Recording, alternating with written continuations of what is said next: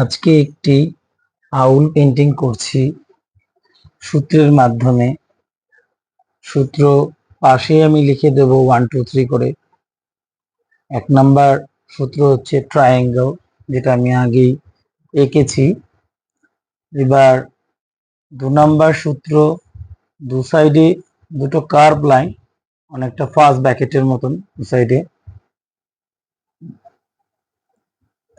First ব্র্যাকেটের মতন এই অংশ দুটো দেওয়ার পরে আমি 3 নাম্বার সূত্রে যাব। 3 নাম্বার সূত্রের ক্ষেত্র সেম একই, দুদিকে দুটো কার্ভ লাইন অর্থাৎ ফার্স্ট ব্র্যাকেটের মতন যাবে। এই দুটো কার্ভ লাইন যুক্ত হলে অর্ধবৃত্তের মতন দেখাবে।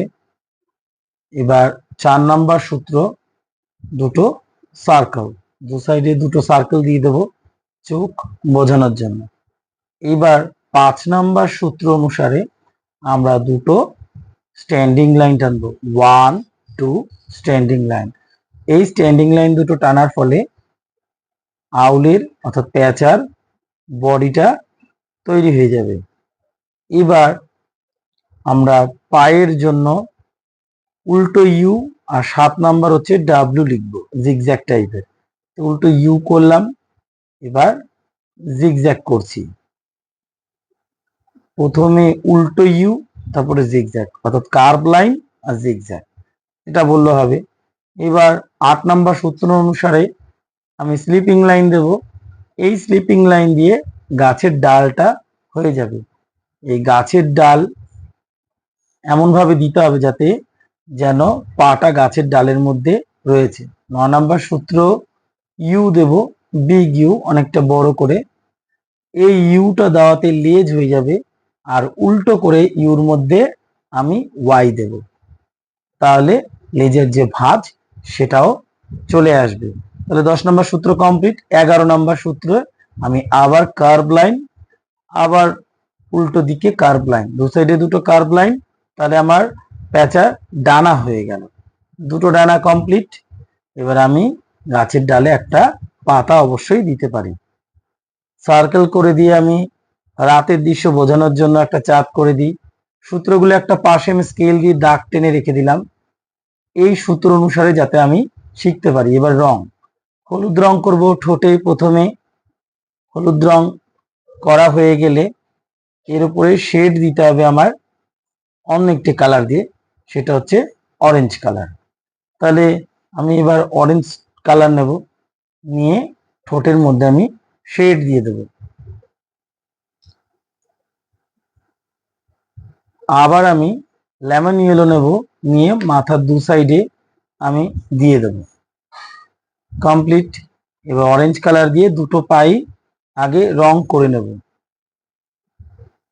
আর ডানাটার জন্য ক্রুম ইয়েলো ডি নামে একটি রং আছে, এই ক্রুম ইয়েলো ডি দিয়ে দুটো ডানাই কমপ্লিট করব। পোলো রঙে ক্রুম ইয়েলো ডিটা দেখা যায়। আর লেমন ইয়েলো দিয়ে আবার আমি বডি কমপ্লিট করব, লেজও হয়ে গেল। আর আমি চোখের জন্য ব্রাউন কালার নেব, ব্রাউন কালার দিয়ে দুটো চোখ আগে করে নেব। ব্রাউন কালার দিয়ে দুটো চোখ হয়ে গেলে তারপর সেই ব্রাউন কালার দিয়েই আমি আবার গাছের গুড়ি কমপ্লিট করব। গাছের গুড়ির উপরে শেডিং এর জন্য আমি ইয়েলো আকার নেব। ইয়েলো আকার দেওয়াতে আমি উপরে শেডিংটা হয়ে গেল। আবার সেই আমি ক্রুম ইয়েলো ডি দিয়ে বডিতে শেডিং দেব, লেমন ইয়েলোর সেকেন্ড টোন। এবার গ্রিন কালার, মিডিয়াম গ্রিন দিয়ে পাতা কমপ্লিট করছি। মিডিয়াম গ্রিনে পাতা কমপ্লিট হয়ে গেলে তার উপরে লেমন ইয়েলো বা লাইট গ্রিন দিয়ে আমরা শেড দিতে পারি। এবার নেব আমরা পুরসেন ব্লু, ব্রাউনের সাথে পুরসেন ব্লু মিশলে ব্ল্যাক হয়। আর অরেঞ্জ কালার দিয়ে আমরা শেড দিতে পারি ডানাগুলোতে। এবার ব্ল্যাক নেব, ব্ল্যাক দিয়ে আমি চোখ কমপ্লিট করব, দুটো চোখই সমানভাবে।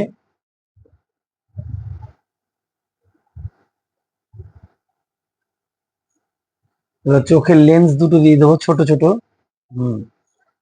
এবার আমি পুরসেন ব্লু নেব চাঁদের জন্য, পুরসেন ব্লু গাঢ় নীল দিয়ে চাঁদের সাইডে সার্কেল করে ন্যাকড়া দিয়ে আমি আবার পরে ব্লেন্ড করে দেবো। ন্যাকড়া দিয়ে আমি ব্লেন্ড করে দিচ্ছি, এতে রংটা মিশে যাবে সুন্দর। এবার আমি সাদা দিয়ে নিচের দিকটা আরেকটু ব্লেন্ড করে দিই, তাহলে আরো ভালো লাগবে দেখতে, বেশ সুন্দর মিশে যাচ্ছে। এবার কালো রং দিয়ে আমি প্যাঁচাটাকে বর্ডার দিয়ে দেবো চারিদিক। বর্ডার পেন্সিল থাকলে খুব ভালো হয়, আমি রং দিয়েই করে দিচ্ছি। আর কালো দিয়ে চাঁদের এক সাইডে হালকা একটু শেড দিলাম,